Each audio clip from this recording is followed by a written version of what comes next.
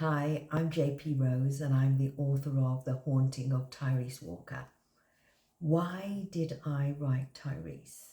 For many reasons, but the first one is because I've always loved the horror genre. I've always loved the idea of being frightened within a safe space, but that feeling of chills and the words of a psychological horror continuing to live after you've closed the book, after the chapters end and you put the book down and it's dark, but you continue to live those emotions. I love it.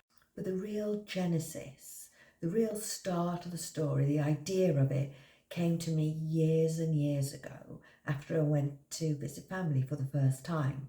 I'm adopted, my heritage is Jamaican and Nigerian Irish, and I went to see family. And one of the things they started talking about was Jamaican folklore and the Jamaican duppies. Now, I hadn't really heard too much about Jamaican duppies, but I was fascinated from the start. Jamaican duppies, spirits, dark forces, and really sinister and frightening stuff.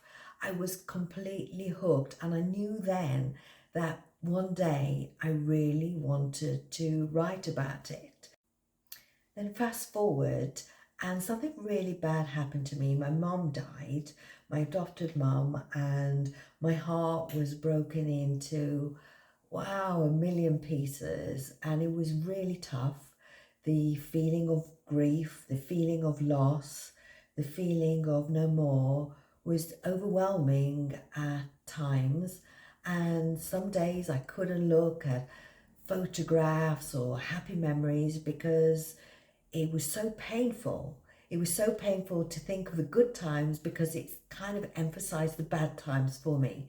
And then I started thinking, what if there was a young teenage boy going through the same thing? So I wanted to emphasize those feelings. I wanted to emphasize that subject and really create a moment in time for this young boy. I really wanted to play with all different emotions and then put it in a big pot and shake it up.